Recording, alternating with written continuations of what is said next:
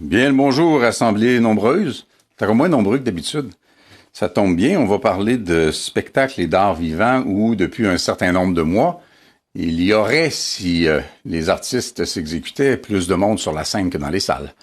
Je suis en compagnie de Mme Caroline Desbiens, qui est notre porte-parole en matière d'art et de culture, et de M. Martin Champoux, qui est notre grand expert en communication, afin de parler d'un sujet qui est trop souvent sorti de l'écran radar au cours des derniers mois et qu'il convient de ramener, comme nous avons pris l'habitude de le faire lorsqu'on pense qu'un sujet le justifie, de le ramener avec des suggestions et des propositions que le gouvernement n'a qu'à s'approprier, qu'on veut dépouiller de considérations partisanes pour que le gouvernement puisse se les approprier et les mettre en œuvre dans le meilleur intérêt des artisans de nos différentes expressions artistiques. Permettez-moi un petit détour un peu personnel. Les colonnes du temple sont ébranlées. Solange Drouin quitte la disque. Moi, ça me fait quelque chose. J'ai vécu l'âge d'or de l'industrie à la fin des années 90 et au début des années 2000. J'ai vécu les périodes où le volume de disques, à l'époque où on vendait du plastique avec presque accessoirement de la musique dessus, avant, parce que je pense que c'est un progrès qu'elle soit dématérialisée, et ça en soi c'est souhaitable si tout le monde est payé. La grande époque. Et Solange a piloté la destinée de la disque pendant cette grande époque. Et ça a été, pendant les quelques années où j'ai été moi-même président de la disque, une extraordinaire collaboratrice, une sismique collaboratrice que l'ensemble des milieux des arts et des communications ont appris à apprécier, à respecter, à craindre, mais aussi à aimer beaucoup. C'est assurément mon cas et je lui souhaite pas de retraite, Solange Drouin, retraite dans la même phrase, ça n'a pas d'allure. Il va se passer quelque chose. Je ne sais pas quoi, il va se passer quelque chose. Cependant, elle a aussi travaillé forcément, et parce qu'elle travaillait avec des producteurs, elle travaillait avec des producteurs qui avaient besoin d'experts. Puis pas n'importe quel expert, des experts passionnés. J'ai engagé, au gré de mes près de 20 ans dans l'industrie des arts, de la musique spécifiquement, un petit peu de l'humour, des dizaines et des dizaines de techniciens et d'artisans de différentes natures. Ces gens-là, dans bien des cas d'ailleurs, comme les artistes, ne pouvaient pas vivre que de ça, ou ils en vivaient peu, ou ils en vivaient mal. Ils le faisaient par passion. Et il n'existe pas d'art sans passion. Et pas seulement la passion de celles et ceux qui la vivent, l'expriment avec toute la magie de la scène, mais ceux qui contrôlent qui les lumières, qui le fil rouler correctement, qui accorde la guitare, qui fera le maquillage et réparera le costume avant, qui fera la promotion, développera la pochette de l'album, fera le mixage du disque. Ces gens-là, en vivant de moins en moins, se font de nouveaux dires comme par leurs parents quand ils et elles étaient adolescents et adolescentes. Va donc pogner une vraie job. C'est pas un métier rouler des fils de guitare. Mais la passion était là. Et ces gens-là sont obligés aujourd'hui de considérer d'aller travailler dans d'autres domaines. On a travaillé tellement longtemps, les deux paliers de gouvernement, à professionnaliser le milieu. On a, à bien des égards, envahi le monde. On a des artistes québécois ou des formes d'expression artistiques québécoises qui ont occupé l'espace planétaire au gré des générations, des décennies peut-être plutôt. Et là, tout ça est menacé par la pandémie. Première menace. Deuxième menace, ne pas faire ce qu'il faut pour combler la lacune. Il faut faire de quoi?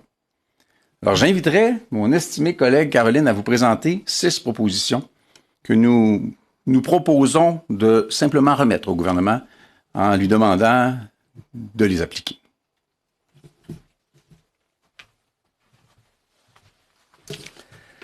Oh, bonjour. Alors que le Québec autorise la réouverture des salles de spectacle incessamment, même en zone rouge à partir du 26 mars, le Bloc québécois fait 6 propositions d'urgence au gouvernement Trudeau. La première, créer un fonds de relance flexible et exceptionnel pour les salles de spectacle, théâtres, festivals, musées, afin de les aider à s'adapter à la pandémie et couvrir leurs différents besoins. Deuxièmement, créer un programme temporaire d'appui à la création afin de soutenir les initiatives permettant aux artistes de relancer la conception, les répétitions et les prestations artistiques malgré le contexte actuel. Troisièmement, maintenir les subventions aux festivals et événements et compenser la perte de revenus autonomes, revenus billetterie, commandites, etc. Quatrièmement, offrir un crédit d'impôt remboursable aux consommateurs de spectacles, représentant 20% des billets et frais d'entrée d'activités d'art et culture jusqu'à un maximum de 200 $. Cinquièmement, de se joindre au gouvernement québécois pour compenser financièrement les pertes à la billetterie imputables au respect des mesures de distanciation sociale. Et sixièmement, reconduire les programmes d'aide fédérale pour les artistes devant s'adapter à de nouveaux moyens de diffusion durant la pandémie et rendre les critères plus accessibles. Merci.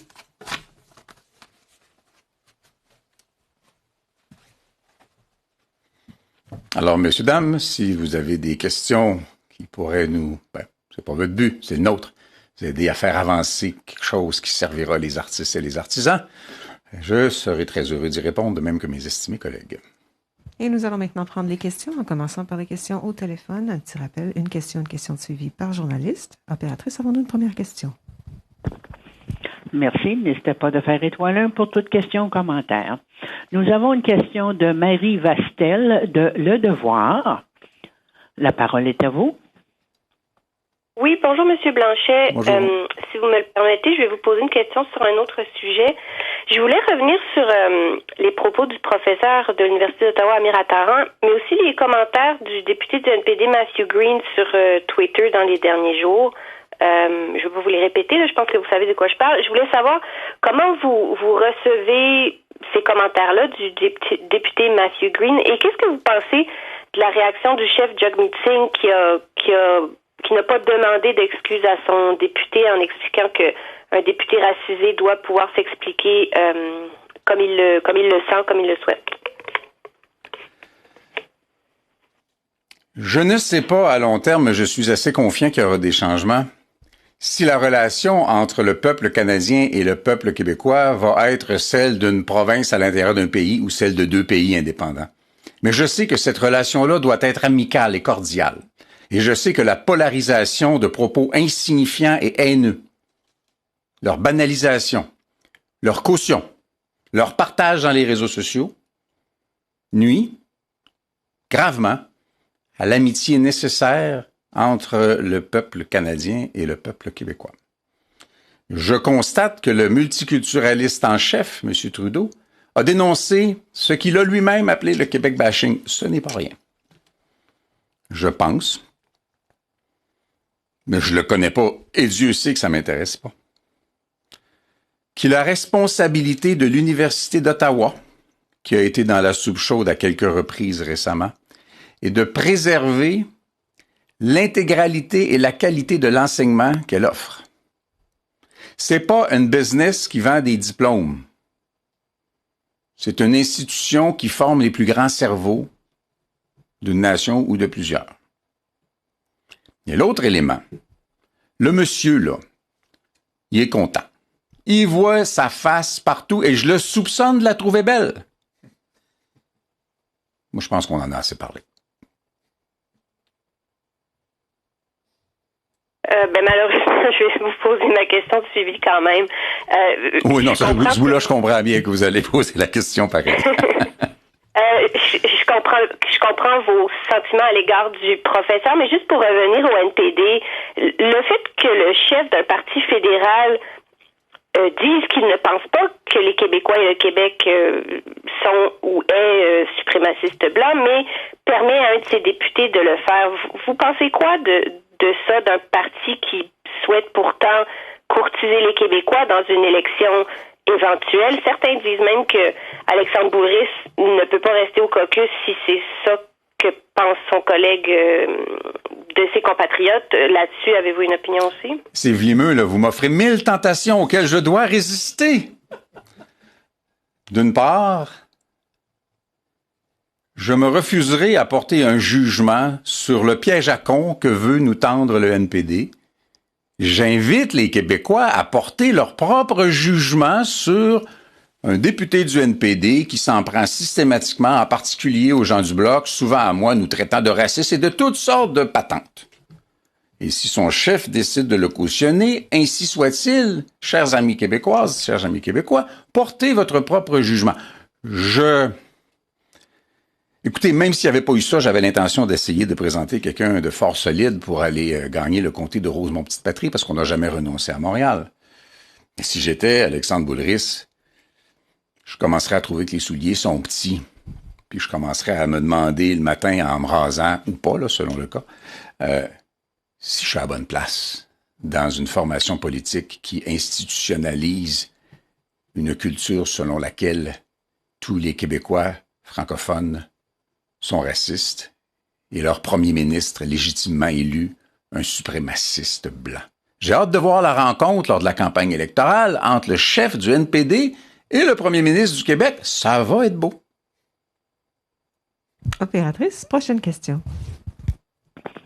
Merci de nouveau, faites étoile 1 pour toute question, commentaire. Nous avons une question de Julie-Anne Lapointe de Radio-Canada. La parole est à vous. Bonjour, M. Blanchet. On apprend ce matin dans un article du New York Times que l'Union européenne est en train de s'organiser pour limiter les exportations de vaccins. Je me demande comment vous voyez ça. On a parlé à plusieurs reprises de comment on avait inventé, et qu'on invente beaucoup de mots durant la pandémie, de nationalisme vaccinal. D'abord, l'Europe n'est pas une nation. Dieu nous vienne en aide si on en arrivait à ce manque de diversité.